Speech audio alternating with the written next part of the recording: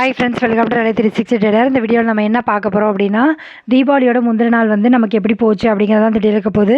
நீங்கள் இந்த சேனலை இப்போ தான் ஃபஸ்ட் டைம் பார்க்குறீங்க அப்படின்னா சப்ஸ்கிரைப் பண்ணிட்டு பாருங்கள். அந்த சேனலில் வர எல்லா வீடியோ உங்களுக்கு ரொம்ப யூஸ்ஃபுல்லாக இருக்கும். வாங்க வீடியோக்குள்ளே போகலாம். நீங்கள் இன்னும் மிஷினில் உட்காந்து தைக்க ஆரம்பிக்கல அப்படின்னா மிஷினில் உட்காந்து தச்சிக்கிட்டே வீடியோ பாருங்கள். அப்போ உங்களுக்குமே ஒரு ப்ளவுஸ் தைச்ச மாதிரி இருக்கும். நீங்கள் எல்லோரும் தீபாவளி வந்து எப்படி கொண்டாடினீங்க அப்படிங்கிறத கீழே கமெண்ட் பண்ணுங்கள். நான் வந்து நல்லபடியாக கொண்டாடினேன். தீபாவளி வந்து நீங்கள் எப்படி கொண்டாடினீங்க அப்படிங்கிறத கீழே கமெண்ட் பண்ணுங்கள். நான் வந்து நல்லபடியாக கொண்டாடினேன். நீங்களுமே நல்லபடியாக கொண்டாடிப்பீங்க அப்படின்னு நான் நம்புகிறேன். வழக்கமாக வந்து நான் எப்போவுமே வந்து தீபாவளிக்கு முந்தின நாள் நைட்டு வரைக்கும் தைச்சிட்ருப்பேன். இந்த தடவை தான் கொஞ்சம் வந்து ஜாக்கிரதையாக ஹேண்டில் பண்ணி நம்ம வந்து அதுக்கு முந்தின நாளே வந்து முடிச்சிடணும்.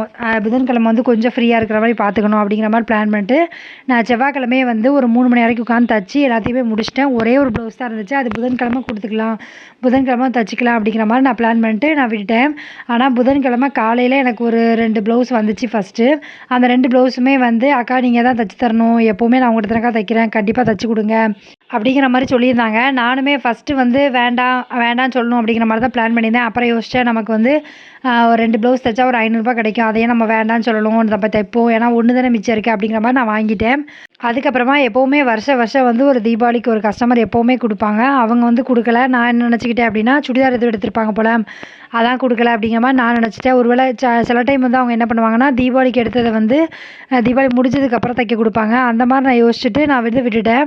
அவங்க திடீர்னு ஃபோன் பண்ணி, அக்கா 2 ப்ளவுஸ் இருக்குது, கண்டிப்பாக தைச்சி கொடுங்க, நான் மாமியார் வீட்டுக்கு வேறு போகணும் அப்படிங்கிற மாதிரி சொல்லிட்டாங்க.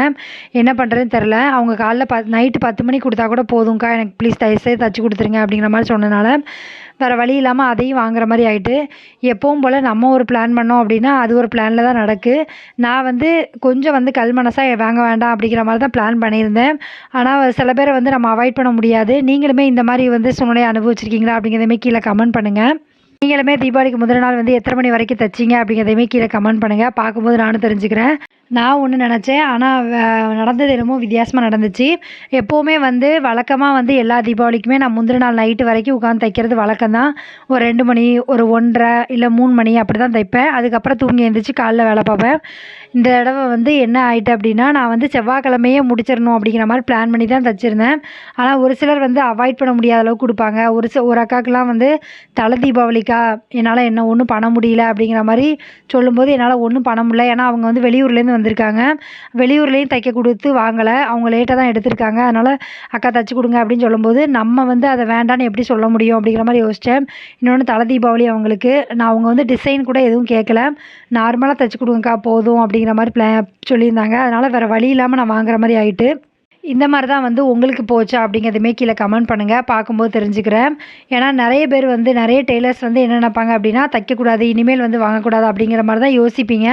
ஆனால் சூழ்நிலை காரணமாக வேறு வழியில் சில கஸ்டமர் வந்து அவாய்ட் பண்ணவே முடியாது, வாங்கி தான் ஆகணும் அப்படிங்கிற கட்டாயத்தில் இருப்போம். வேறு வழி இல்லாமல் வாங்கிட்டு உட்காந்து தைச்சிட்ருப்போம். என் ஹஸ்பண்டுமே வந்து சத்தம் போட தான் வச்சாங்க, ஏன் முந்தின நாளே முடிக்கிற மாதிரி தானே பிளான் பண்ணியிருந்தேன், அதுக்குள்ளே ஏன் திரும்ப வாங்குற அப்படிங்கிற மாதிரி சொல்லியிருந்தாங்க.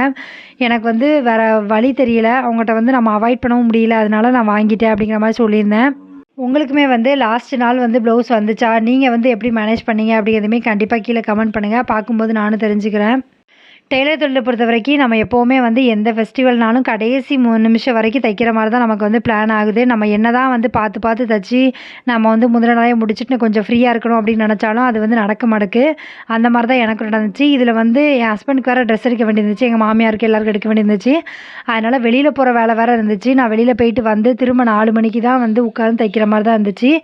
நான் வந்து காலையில் கொடுக்கேன் அப்படிங்கிற மாதிரி 2 பேர்ட்டெல்லாம் சொல்லிட்டேன். ஏன்னா காலையில் வந்து வாங்கிக்கோங்க அப்படின்னு. ஏன்னா நைட்டு 12 மணிக்கு அப்புறம் வந்து அவங்கள கூப்பிட்டு நம்ம கொடுக்க முடியாது அப்படிங்கிறக்காக காலையில் வந்து வாங்கிக்கோங்கன்னு காலையில் தான் நிறைய பேர் வாங்கிட்டு போனாங்க, 2, 3 பேர்லாம்.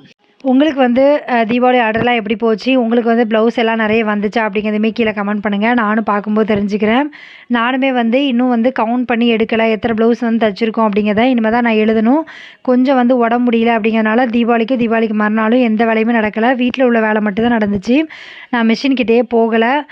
இன்றைக்கி தான் வந்து நான் மிஷினில் உட்காந்து தைக்கிற மாதிரி பிளான் பண்ணியிருக்கேன். ஏன்னா ஒரு 4 ப்ளவுஸ் வந்து அவங்க வந்து ஊருக்கு போகிறாங்க ஞாயிற்றுக்கிழமை. நம்மகிட்ட வந்து 4 ப்ளவுஸ் வந்து தீபாவளிக்கு தைக்க கொடுத்துருந்தாங்க. நான் சொல்லிட்டேன், ஒன்று தான் தைக்க முடியும்க்கா, தீபாவளி முடிஞ்சு வாங்கிக்கோங்க அப்படிங்கிற மாதிரி சொல்லிட்டேன். அவங்க ஞாயிற்றுக்கிழமை ஊருக்கு போகிறதுனால நான் தைச்சி கொடுக்கணும். அதனால் இன்றைக்கி வந்து நான் ப்ளவுஸ் எடுத்து தைக்க ஆரம்பிச்சிட்டேன். நீங்களுமே வந்து ஊரில் இருக்கீங்களா இல்லை வெளியூரில் இருக்கீங்களா அப்படிங்கிறதையுமே கீழே கமெண்ட் பண்ணுங்கள். இன்றைக்குமே வந்து தைக்கிற ஐடியா வந்து உங்களுக்கு இருக்கா அப்படிங்கிறதுமே கீழே கமெண்ட் பண்ணுங்கள். ஏன்னா ஒரு சிலருக்கு வந்து தீபாவளிக்கு அப்புறம் தரேன்னு சொல்லியிருப்பீங்கல்ல, அந்த ப்ளவுஸ்லாம் வந்து தைக்கிற மாதிரி இருக்கும். ஒரு சிலருக்கு அந்த மாதிரி ப்ளவுஸ் இருக்காது. நான் திங்கக்கிழமை தைக்கலாம் அப்படிங்கிற மாதிரி பிளான் பண்ணியிருப்பீங்க. நீங்கள் வந்து எந்த மாதிரி பிளான் பண்ணியிருக்கீங்க அப்படிங்கிறதுமே கீழே கமெண்ட் பண்ணுங்கள். உங்களுக்கு வந்து தீபாவளிலாம் எப்படி போச்சு? உங்களுக்கு ஒரு ப்ளவுஸ் எல்லாம் தச்சீங்களா? நீங்கள் வந்து தீபாவளி எப்படி செலிப்ரேட் பண்ணீங்க? அப்படிங்கிறதையுமே கீழே கமெண்ட் பண்ணுங்கள். பார்க்கும்போது தெரிஞ்சுக்கிறேன். இந்த ஒரு வாரமாக கிட்டத்தட்ட எல்லாருமே பரபரப்பாக ஓடிருப்பீங்க. இனிமேல் வந்து ரிலாக்ஸாக உட்காந்து தைக்கிற மாதிரி தான் இருக்கும். கொஞ்சம் வந்து ஃப்ரீயாக இருக்கலாம். இவ்வளோ நாள் வந்து நமக்கு அடுத்தடுத்து ப்ளவுஸ் இருக்குது, நம்ம தைக்கணும்னு ஓடிக்கிட்டே இருந்திருப்போம். இனிமேல் கொஞ்சம் வந்து ஃப்ரீயாக இருக்கிற மாதிரி நமக்கு வந்து சூழ்நிலை இருக்கும். அதே மாதிரி இந்த டைம் வந்து நான் என்ன படிச்சுக்கிட்டேன் அப்படின்னா, ஒவ்வொரு விஷயம் வந்து ஒவ்வொரு வருஷம் கற்றுக்குவேன். அதில் நான் என்ன கற்றுக்கிட்டேன் அப்படின்னா, நம்ம வந்து எப்போவுமே வந்து லாஸ்ட்டுக்கு முந்தின நாள் வரைக்கும் நம்ம தைக்கிறது வந்து நமக்கு கம்பல்சரி எப்படியாவது நடந்துடுது அப்படிங்கிற மாதிரி தான். ஏன்னா நான் யோசித்தது என்னென்னா, வியாழக்கிழமை தீபாவளி, நம்ம செவ்வாய்க்கிழமையோட எல்லா ப்ளவுஸையும் முடிச்சுட்டு புதன்கிழமை ஃப்ரீயாக இருக்கணும். வெளியில் போகிற வேலை எதுவும் இருந்துச்சு அப்படின்னா அதை பார்த்துட்டு நம்ம ஃப்ரீயாக இருக்கணும் அப்படிங்கிற மாதிரி நினச்சேன். ஆனால் அது நடக்கலை. தையல் தொழிலை பொறுத்த வரைக்கும் நம்ம கடைசி நிமிஷம் வரைக்கும் ப்ளவுஸ் வந்துட்டு தான் இருக்கும், நம்ம தைச்சிட்டு தான் இருப்போம். உங்களுக்குமே அந்த மாதிரி நடந்திருக்கா அப்படிங்கிறதுமே கீழே வந்து கமெண்ட் பண்ணுங்கள். நிறைய பேருக்கு வந்து இந்த டெய்லர் தொழிலில் வந்து இதான் ஃபஸ்ட் டைம் வந்து தீபாவளி தைக்கிற மாதிரி இருந்திருக்கும். உங்களுக்கு வந்து எந்த மாதிரி அனுபவம் கிடச்சிது அப்படிங்கிறதுமே கீழே கமெண்ட் பண்ணுங்கள். இதில் வந்து நான் எல்லா கஸ்டமர்ட்டையுமே எந்த பிரச்சனையும் இல்லாமல் போச்சா அப்படின்னு கேட்டால் கிடையாது. ஒரு 2 கஸ்டமர்லாம் சண்டை வந்துருச்சு. ஓரளவுக்கு நானும் சமாளித்து பார்த்தேன், ஆனால் முடியல. நம்மளுமே ரொம்ப அமைதியாக இருக்கவும் முடியாது. அப்படிங்கிறதுனால நான் சில டைம் வந்து திருப்பி பேசுகிற மாதிரி தான் இருந்துச்சு. ஏன்னா எல்லா டைமுமே நம்ம ஒரே மாதிரி இருக்க முடியாது நமக்கும். இன்னொன்று வந்து ஒரு சில கஸ்டமர் வந்து ஒரு 2-3 பேர் வந்து என்ன பிரச்சனையாச்சு அப்படின்னா, அது வந்து ஒரு மாடல் வந்து இங்கே வீட்டில் இருக்கும்போது சொல்லிட்டு போயிடுறாங்க. நம்மளும் சரின்னு சொல்லிட்டு அந்த மாடல் ஓகேன்னு சொல்லுவோம். வீட்டுக்கு போய்ட்டு இந்த மாடல் இல்லைக்கா, இந்த மாடல் அப்படின்னு ஒன்றா மாற்றிட்டு, அதாவது நம்ம தைக்கிற அன்னைக்கு வரைக்கும் ஒரு சின்ன சின்ன ஆல்ட்ரேஷனாக சொல்லிட்டுருக்காங்க. அப்படிங்கும்போது நமக்கு வந்து ஒரு கன்ஃபியூஷனாகவே இருக்கும். நமக்கு என்னென்னு கிளியராகவே நமக்கு வந்து தெரியாது. ஏன்னா நம்ம நேரில் பார்த்துருக்கும் போது நம்மகிட்ட ஒன்று சொல்கிறது, வீட்டுக்கு போயிட்டு நான் இந்த டிசைன் இல்லைக்கா, இந்த டிசைன் அப்படிங்கிற மாதிரி சொல்கிறது. இந்த மாதிரி பிரச்சனை இருக்கிறதுனால எனக்கு அவங்க கூட கொஞ்சம் வந்து வாக்குவாதம் ஆச்சு.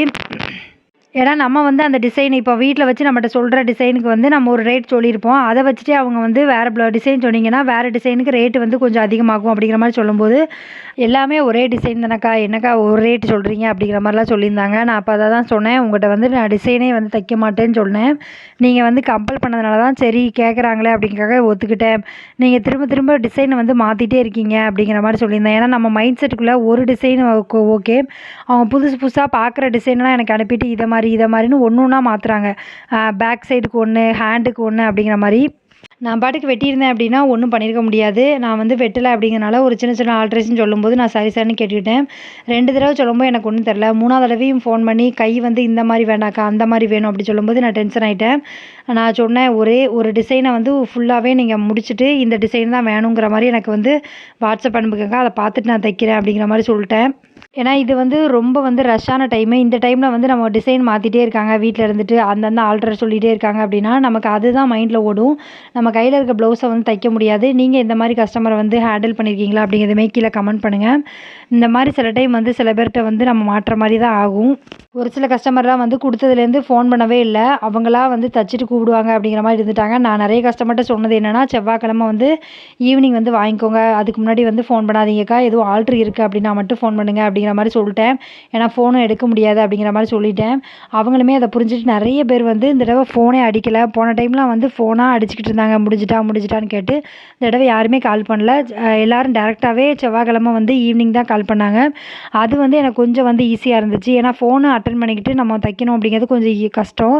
ஒவ்வொருத்தர் என்ன சொல்கிறாங்க அப்படிங்கிறத வந்து நம்ம தச்சிக்கிட்டு இருக்கும்போது கவனிக்கவும் மாட்டோம். அதனால் வந்து கொஞ்சம் வந்து இந்த தடவை அதை அவாய்ட் பண்ணிக்கிட்டேன். ஃபோனை வந்து எடுக்கிறத கொஞ்சம் கம்மி பண்ணிக்கிட்டேன். தைக்கிறது கொடுக்க வர்றவங்கள தவிர மற்ற யாருமே வந்து கொடுத்துட்டு போய் கால் பண்ணவே இல்லை. தச்சுட்டு கூப்பிடுங்கக்கா அப்படிங்கிற மாதிரி சொல்லிட்டு போயிட்டாங்க நிறைய பேர்லாம். அதனால் அது வந்து கொஞ்சம் வந்து கம்மியாக இருந்துச்சு. போன தடவைலாம் ஃபோனை அட்டன் பண்ண வண்ணமாக தான் இருந்துச்சு. என்னால் வீடியோ கூட எடுக்க முடியாமல் இருந்துச்சு. இந்த தடவை அதை வந்து அவாய்ட் பண்ணியிருக்கேன். மிஷினில் வந்து இந்த தடவை எந்த ஃபால்ட்டுமே வரல. அதுக்கு பதிலாக என்ன பண்ணுச்சு அப்படின்னா, ஒரு 2-3 தடவை கிட்ட ஊசி வந்து உடஞ்சிட்டு, நான் அது வந்து ஸ்டோன் ப்ளவுஸு. நம்ம ஸ்டோன் வந்து என்ன தான் நகத்தை வச்சு கட் பண்ணி எடுத்தாலும் நமக்கு வந்து சில இடத்துல வந்து தெரிய மாட்டேங்குது. திடீர்னு அடி வாங்கி ஊசி வந்து உடைய ஆரம்பிச்சிது. 2-3 தடவை வந்து தொடர்ந்து அடைஞ்சதுனால நான் வந்து அந்த ப்ளவுஸை வந்து தைக்கும்போது ரொம்ப வந்து கவனமாக தான் தைச்சேன். இந்த மாதிரி சின்ன சின்ன விஷயம் தான் எனக்கு நடந்துச்சு. உங்களுக்கு வந்து எப்படி வந்து இந்த தீபாவளி ஆர்டர்லாம் போச்சு? எப்படி வந்து நீங்க தச்சீங்க? அப்படிங்கிறதுமே கீழே கமெண்ட் பண்ணுங்க. இந்த வருஷம் இல்லனாலும் அடுத்த ஃபங்க்ஷனுக்கு மத்தவங்க பார்க்குறவங்களுக்கு கொஞ்சம் வந்து ஒரு ஐடியா கிடைக்கும். எப்போவுமே வந்து ஒரு தீபாவளி, பொங்கல் அந்த மாதிரி நம்ம வந்து ஒரு ஃபெஸ்டிவல் தைக்கும்போது, நம்மளோட மிஷின் வந்து நமக்கு ஒத்துழைப்பு குடுக்கணும். நம்ம உடம்பும் ஒத்துழைப்பு குடுக்கணும். அப்பனா மட்டும் தான் நமக்கு வந்து அதில இருக்க ப்ளவுஸ் எல்லாமே நம்ம தச்சு குடுக்க முடியும். நெறைய பேர் வந்து இதில நெறைய எக்ஸ்பீரியன்ஸ் பண்ணியிருப்பீங்க. நெறைய பேருக்கு வந்து கஸ்டமர் புதுசா கிடைச்சிருப்பாங்க. ஒரு சிலருக்கு வந்து நல்லா தைக்கிறீங்கக்கா அப்படின்னு காம்ப்ளிமெண்ட்லாம் கிடச்சிருக்கும். அப்படி இருக்கிறவங்களுமே கீழே கண்டிப்பாக கமெண்ட் பண்ணுங்கள். ஏன்னா நிறைய பேருக்கு வந்து நமக்கு தெரியும் நல்லா தைச்சிருக்கோம் அப்படின்னு. ஆனால் அது வந்து கஸ்டமர் வாயிலேருந்து கேட்கும்போது நமக்கு ரொம்ப சந்தோஷமாக இருக்கும். அந்த மாதிரி உங்களுக்கு நடந்துச்சா அப்படிங்கிறதுமே கீழே கமெண்ட் பண்ணுங்கள். பார்க்கும்போது நானும் தெரிஞ்சுக்கிறேன். இன்னொன்று வந்து நான் வந்து இந்த தடவை ஒரே ஒரு அந்த லாஸ்ட் அந்த செவ்வாய்க்கிழமை அன்னைக்கு தைச்ச ப்ளவுஸ் மட்டும் நான் வெளியில் கொடுத்து ஊக்கு வாங்கி வச்சுட்டேன். ஏன்னா நமக்கு வந்து அன்னைக்கே வந்து கிட்டத்தட்ட 14 ப்ளவுஸ் கிட்ட தைச்சிருந்தோம். 14 ப்ளவுஸும் என்னால் வைக்க முடியாது அப்படிங்கிறதுக்காக நான் வந்து வெளியே கொடுத்துட்டேன். கொடுத்து ஊக்கு வாங்கி அதுக்கு மட்டும்தான் ஊக்கு வந்து வெளியில் வைக்கிறதுக்கு கொடுத்தேன். மற்றபடிக்கு எல்லா ப்ளவுஸுக்குமே நானே வந்து ஓனாக வச்சுக்கிட்டே தான். அதில் வந்து ஒரு கிட்டத்தட்ட ஒரு 30 ப்ளவுஸ் வந்து வெளியில் கொடுத்து தைச்சேன். அது வந்து எப்படி இருந்துச்சு அந்த எக்ஸ்பீரியன்ஸ் அப்படின்னா, கொஞ்சம் வந்து அவங்களுக்கு சின்ன சின்ன மிஸ்டேக் வந்துச்சு. நான் வந்து சரி பண்ணிக்கிட்டேன். ஏன்னா அவங்க வந்து இப்போ தான் வந்து பழகி தைக்க ஆரம்பிச்சிருக்காங்க. அப்படிங்கும்போது ஒரு சின்ன மிஸ்டேக் வரும்போது நான் வந்து செக் பண்ணி கொடுக்கும்போது அதை வந்து கரெக்ட் பண்ணிக்கிட்டேன். ஒன்றும் பெரிய அளவில் ஒன்றும் இல்லை. நீங்கள் வந்து எப்படி வந்து சமாளிச்சிங்க அப்படிங்கிறதுமே கீழே கமெண்ட் பண்ணுங்கள். இவ்வளோ நேரம் வீடியோ பார்த்ததுக்கு ரொம்ப நன்றி. இந்த வீடியோ வந்து உங்களுக்கு பிடிச்சிருக்குன்னு நினைக்கிறேன். பிடிச்சிருக்கு அப்படின்னா லைக் பண்ணுங்கள், கமெண்ட் பண்ணுங்கள், ஷேர் பண்ணுங்கள். இந்த மாதிரி வீடியோ வேணும் அப்படின்னாலும் கீழே கமெண்ட் பண்ணுங்கள். இந்த சேனலில் நீங்கள் வேறு ஏதாவது டவுட் இருக்குது, இல்லை வேறு ஏதாவது வீடியோ வேணும் அப்படின்னாலும் இனிமேல் கமெண்ட் பண்ணுங்கள். இவ்வளோ நாள் வந்து கொஞ்சம் பிஸியாக இருந்தனால என்னால் வந்து கமெண்ட்டுக்கு வந்து ரிப்ளை பண்ணவும் முடியல. கமெண்ட்டுக்கு தக்கன பதிலுக்கு ஒரு ரிப்ளை வீடியோ போடவும் முடியல. இனிமேல் வந்து அந்த மாதிரி வந்து போடுறதுக்கு ட்ரை பண்ணுறேன். Thank you friends. இவ்வளோ நேரம் வீடியோ பார்த்ததுக்கு ரொம்ப நன்றி. தேங்க்யூ.